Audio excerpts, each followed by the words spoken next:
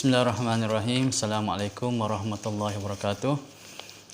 Alhamdulillahirabbil alamin wa bihi nasta'in. Wassalatu wassalamu ala asyrafil anbiya'i wal mursalin wa ala alihi wa sahbihi ajma'in. Alhamdulillah, bersyukur kepada Allah Subhanahu wa taala kerana kita masih lagi diberikan kesempatan untuk berjumpa khususnya di alam maya ini, dan kepada mereka yang sudah lama bersama dengan channel saya ucapkan terima kasih atas support ataupun sokongan anda, dan kepada mereka yang masih baru bersama saya dalam channel ini, saya ucapkan selamat datang, selamat berkenalan dan selamat berukhuwah. Baiklah, hari ini sekadar perkongsian santai saya dengan tuan-tuan dan puan-puan sekalian ialah yang berkaitan dengan sifat manusia di akhir zaman ini. Jadi saya tak nak baca matan hadis itu, semua saya nak keluarkan intipati saja daripada hadis ini.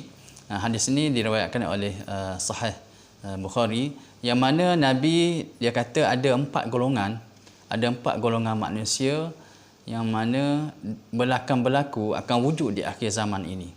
Itulah golongan yang pertama ialah golongan yang dinamakan sebagai golongan orang yang kedekut tapi ramai pengikutnya. Orang yang kedekut dan ramai pengikutnya. Okey, ini di akhir zaman. Nabi cerita akan berlaku akan ada watak sebegini di akhir zaman ni. Dan kita lihat, cuba kita lihat hari ini, ada tak orang yang kedekut? Berlambak kan orang kedekut kan? Orang kedekut, orang bakhil. Terutama sekali yang kedekut ni dia berkaitan dengan harta dia lah. Dia orang banyak harta tapi dia kedekut. Kedekut untuk menginfakkan ataupun untuk beri sedekah kepada orang lain. Ada golongan macam ini. Dan dia ini ramai pengikut dia. Ramai pengikut dia. Dan saya fikir termasuk juga dari segi termasuk juga ialah pemimpin. Kita katakan ia sebagai pemimpin, yang mana pemimpin ini pun boleh kita kategorikan juga ada pemimpin yang kedekut. Pemimpin yang kedekut maksudnya diberikan peruntukan, diberikan wang untuk dia menguruskan hal-hal yang berkaitan dengan kebajikan rakyat, dengan kebajikan orang-orang di bawahannya, tapi dia tak mempergunakan duit itu. Bahkan dia menyeleweng duit itu, dia pergi letak tempat lain. Sama ada dia guna untuk kegunaan dia sendiri ataupun dia guna untuk benda-benda yang tidak berfaedah. Itu pun dipanggil kedekut juga. Itu yang pertama. Yang keduanya ialah golongan ataupun watak manusia yang mana menjadikan hawa nafsu dia adalah imamnya ataupun meletakkan hawa nafsu di hadapannya. Golongan macam ni kita boleh tengok watak sebegini, manusia sebegini kita boleh tengok sekarang ni banyak berlambak kan. Dah ada dah berlaku dah. Seperti mana yang Nabi kita cerita, dah ada dah. Mereka yang menuruti hawa nafsu dia. Dia tak ikut iman, dia tak ikut apa yang Islam tu ajar, dia tak ikut. Tapi apa yang nafsu kata boleh on. Dia tak ada filter lagi, tidak ada penapis lagi.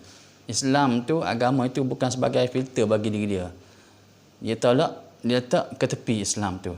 Tapi dia mengutamakan hawa nafsu dia. Bagi contohnya apa? Banyaklah. Bagi contohnya, dia tak fikir buat panjang, nak buat maksiat, buat zina, mencuri dan seumpamanya. Itu semua mereka kata mereka tidak menjadikan Islam itu sebagai acuan dalam diri mereka, bahkan mereka tak ke tepi benda-benda sebegitu. Syariat dia tak ke tepi. Jadi mereka pun mengikut hawa nafsu dia. Ni golongan macam ni, watak macam ni dah ada dah di akhir zaman ini. Okey, tu yang kedua. Watak yang kedua. Watak yang ketiga ialah mereka ini adalah orang kata menjadikan watak yang meletakkan dunia berbanding akhirat dia. Mana kata kepentingan dunia mengatasi kepentingan akhirat. Macam mana tu? Makna kata lebih kurangnya hawa nafsu tu jugalah. Apa-apa yang ada kaitan dengan yang berkaitan dengan dunia dia awalkan. Dia dia kedepankan. Tapi bila mana ada berkaitan dengan akhirat, slow sedikit, perlahan sedikit. Tapi ini watak sebegini, watak manusia macam ni, watak yang mana mereka yang ada kepentingan duniawi. Lebih kita kata begitulah. Sebab itulah kepentingan dunia itu mereka letak ke depan berbanding dengan kepentingan akhirat dia. Ada banyak orang macam ini kan, suka kepada nama, suka kemasyhuran, suka kepada glamour kan. Tak kira lah pemimpin ke ataupun orang bawahan ke, ataupun kita yang rakyat merahan inilah, kita orang biasa-biasa pun suka kepada glamour juga kan, suka kepada kecintaan duniawi semata-mata.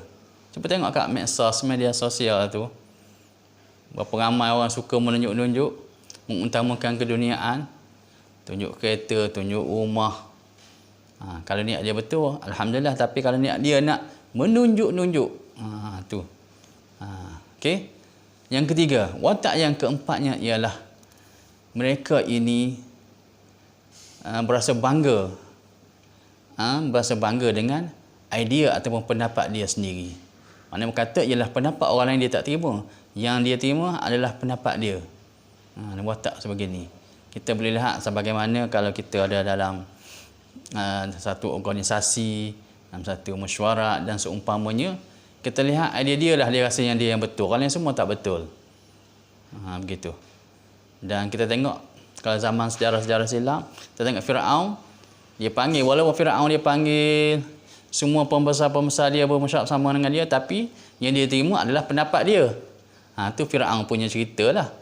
Sama juga yang kes sebegini. Dia panggil mesyuarat, kemudian orang lain keluarkan pendapat-pendapat masing-masing, tapi pendapat dia juga yang dia pilih. Itu contoh sebagai ketua yang orang kata diktator lah. Harapnya kita bukanlah golongan macam ini. Tetapi watak sebegini ada di akhir zaman ini. Kan? Ada 4 watak ni.